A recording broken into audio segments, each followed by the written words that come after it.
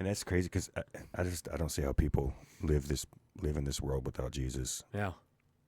You go back through all the things we would face, and I don't think I'd be able to sleep. There's no hope, but that's also the reason why you see so many people spend time getting drunk or on drugs, is because they're looking for that peace that only God can fill.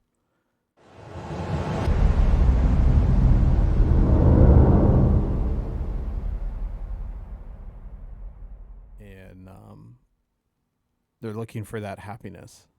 I mean, you think about the difference between the way that Christian families deal with a funeral versus the way that those who don't have that background deal with a funeral. I've been to both. There's still, depending on the person, there's still the equal amount of sobbing and challenges like during the service, but it's then what happens after the service.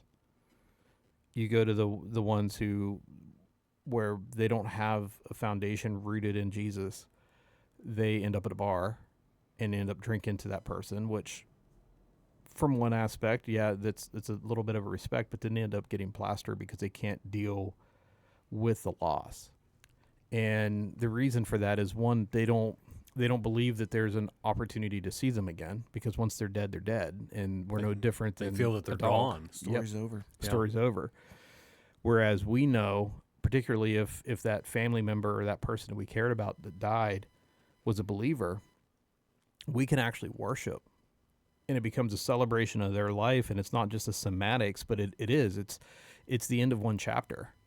You know, because Paul says to be absent from the Lord is to be here, to be absent from the body is to be with the Lord. Mm-hmm. And so to know, like my dad, beyond a shadow of a doubt, knowing he had faults, we all have faults, but at the same time, God's grace covered his faults because he believed in Jesus as the Son of God and as God himself. And we knew, I mean, I don't remember who all was at his funeral, because I know it was during the day. I know you were there, but like we had a worship set. Mm-hmm. And because that's who my dad was. And at the same time, we knew just because he wasn't here physically anymore, that's not the end of his story. His story has actually just begun the moment that he exited his body and went to heaven, because now he is who he really is, not having to deal with the constant barrage that we have to deal with of deception and the constant barrage of the God of this world trying to sway us from Jehovah. And Jehovah is the name of God, not Jehovah Witness. I know there was a handful of comments about that. Just because you said Jehovah, you became a Jehovah's Witness? Yes. That was funny. Take that, YouTubers. I sit and I think, so when I first got saved, I was 15. I was at a revival at my family church, my church. And See, I'm still Nick. For 2 years, I was on fire for the Lord. I was 17. I moved up here, and I never even really drank at that point. I mean, I think I was 21 when I drank or did anything like that. And I heard this message that you have to test your faith. And I'm like, okay, let me test my faith. I'm going to, I'm going to. I don't mean to laugh, but that's asking the Lord for patience. No, it was awful. It was. You're not supposed to test your faith. I convinced God myself. will do that for you. I convinced myself that, Lord, grant me patience. if the Bible said to do it or to not do it, I'm going to do it. And I'm going. You would. No joke. It was terrible. Audience, you don't understand how abrasive this man can I be. seared my conscience. I had a hard heart, and look at a Ten Commandments. 35 grit sandpaper. Look at the 10 Commandments. If I could break it, I would. And then I convinced, because I don't believe in God anymore. So, I thought everything I did believe he's gotten better. No longer applies. So then these aren't wrong. This is just another way to live. So I lost my moral compass. You did that intentionally? As like a state of defiance, or more a state of I didn't start out discovery? that way, but when I moved, I stopped attending church. I stopped reading my Bible. I just didn't care anymore. And Apathy. once you make a decision, So you got away from the brethren. yeah, I got away from all of it, and I got into my life. This is my story. I'm going to do it this way now. I'm not going to do what my family said to do or the Bible said to do. I'm going to do it my way. And once you kind of make that first slip, the next one's easier to make. And then you start flirting with sin a little bit, and you start flirting with this a little bit, and the next thing you know, you don't care. You have no remorse for any decision you make. And to me, Jesus is, I'm still waiting for you to come home because I love you. And what he's restored to me that I was throwing away my inheritance. I was throwing away the blessings of the Lord and ignoring that. I would go to church every once in a while with different families because I was invited, but I was just there to hang out. I wasn't there for anything. You know, it's funny, not funny, haha, but like interesting, is that